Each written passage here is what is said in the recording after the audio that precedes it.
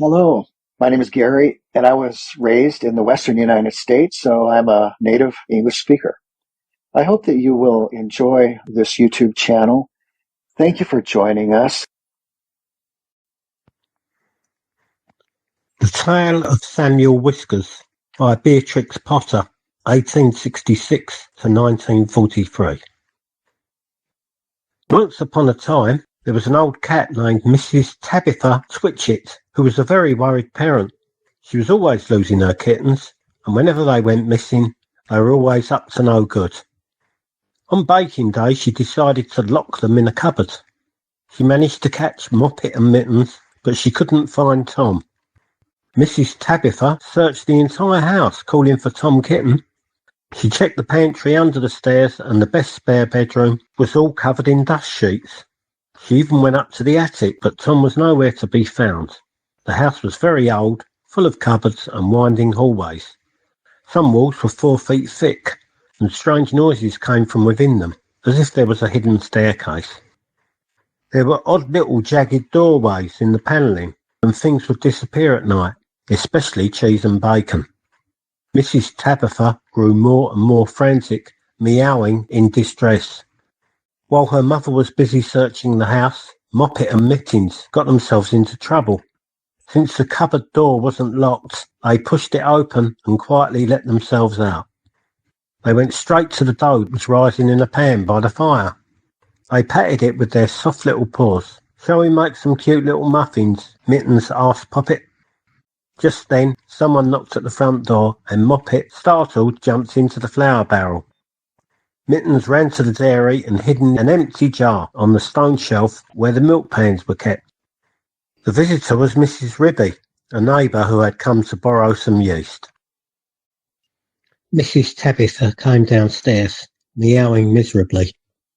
"Come in, Cousin Ribby, come in and have a seat." "I'm in such trouble, Cousin Ribby," said Tabitha, wiping away tears. "I've lost my dear son, Thomas. I'm afraid the rats might have gotten him." She wiped her eyes with her apron. "He's a naughty kitten, Cousin Tabitha. Last time I visited, he turned my best bonnet into a cat's cradle. Where have you looked for him?" "All over the house. The rats are too much for me. It's so difficult having such a troublesome family," said Mrs. Tabitha Twitchit. "I'm afraid of rats. I'll help you find him, and give him a good scolding too. But what's all that soot in the fireplace?" "The chimney needs sweeping." "Oh dear, Cousin Ribby. Now Moppet and Mittens are missing too. They've both gotten out of the cupboard." Ribby and Tabitha got to work, searching the house thoroughly again. They poked under the beds with Ribby's umbrella and searched through cupboards. They even fetched a candle to check inside a clothes chest in one of the attics. They didn't find anything, but at one point they heard a door slam and someone scurry downstairs. "Yes, the house is overrun with rats," Tabitha said tearfully. "I caught 7 young ones in a hole in the back kitchen, and we had them for dinner last Saturday. And once I saw the old father rat, an enormous creature, Cousin Ribby. I was just about to pounce on him when he bared his yellow teeth at me and darted down the hole. The rats really got on my nerves, Cousin Ribby," said Tabitha. Ribby and Tabitha searched and searched. They both heard a strange rolling noise coming from under the attic floor, but they couldn't see anything. They returned to the kitchen. "Well, here's one of your kittens at least," said Ribby, pulling Moppet out of the flour barrel. They shook the flour off her and set her down on the kitchen floor. She looked terribly frightened. "Oh, mother, mother," cried Moppet. "An old woman rat was in the kitchen and she stole some of the dough." The 2 cats rushed to check the dough pan. Sure enough, there were tiny scratch marks and a chunk of dough was missing. "Which way did she go, Moppet?" Moppet had been too scared to peek out of the barrel again. Ribby and Tabitha kept her close as they continued their search, making sure she stayed within sight. They went into the dairy. The first thing they found was Mittens hiding in an empty jar. They tipped up the jar, and she scrambled out. "Oh, Mom, there was an old rat in the dairy, a huge dreadful rat, and he's taken the pat of butter and the rolling pin." Ribby and Tabitha exchanged worried looks. Butter on a rolling pin. Oh, my poor Thomas, cried Tabitha, wringing her paws in distress. A rolling pin? Ribby asked. Didn't we hear a rumbling noise in the attic when we were checking that chest earlier? Without wasting any time, Ribby and Tabitha dashed upstairs again. Sure enough, the rumbling noise was still going on beneath the attic floor. This is serious, Cousin Tabitha, said Ribby. We need to call John Joyner right away and have him bring a saw.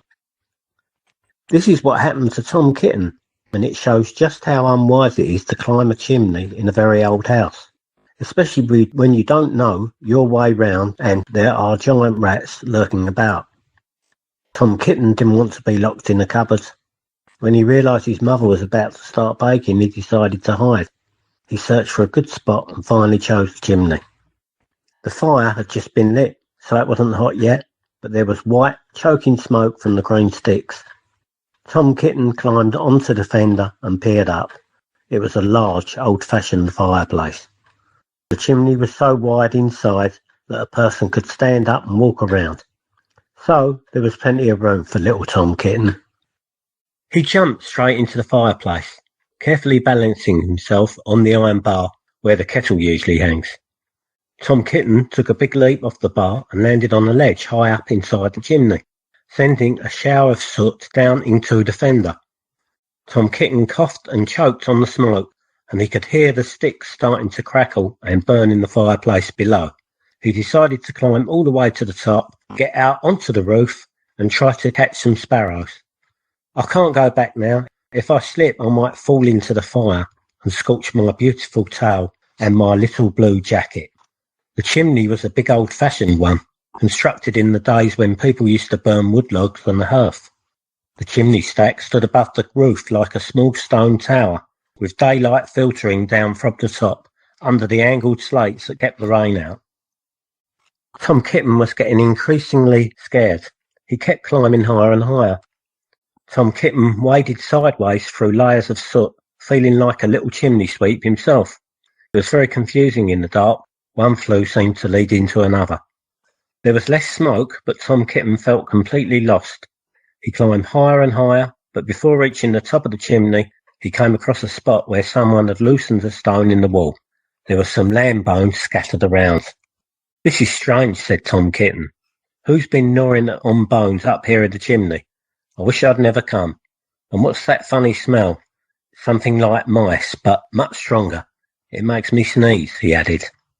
He squeezed through the hole in the wall and dragged himself along an extremely narrow passage with barely any light. He carefully groped his way for several yards until he reached the back of the skirting board in the attic, where there was a small mark in the picture. Suddenly, he tumbled head over heels in the dark, falling down a hole and landing in a pile of very dirty rags.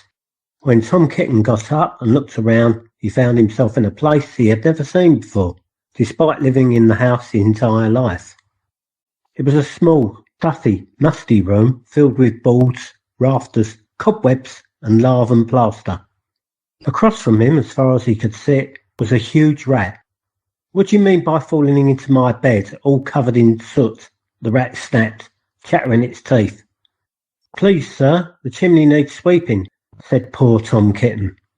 Anna Maria, squeaked the rat. There was a scurrying sound, and an elderly female rat popped her head around the rafter. In an instant, she rushed at Tom Kitten, and before he knew what was happening, his coat was pulled off, and he was rolled into a bundle, tightly bound with string in hard knots. Anna Maria did the tying while the old rat, Samuel Whiskers, watched and took snuff. Once she finished, they both stared at him with their mouths open. Anna Maria, said Samuel Whiskers, make me a kitten dumpling roly-poly pudding for my dinner. It needs dough, a pat of butter and a rolling pin, said Anna Maria, studying Tom Kitten with her head turned to one side. No, said Samuel Whiskers, make it properly, Anna Maria, with breadcrumbs. Nonsense, butter and dough, replied Anna Maria. Two rats consulted together for a few minutes and then went away. Samuel Whiskers got through a hole in the wainscot and went boldly down the front staircase to the dairy to get the butter. He did not meet anybody. He went back for the rolling pin, pushing it along with his paws like a brewer rolling a barrel. Ribby and Tabitha were talking, but they were too busy lighting the candle to check the chest. They didn't notice him.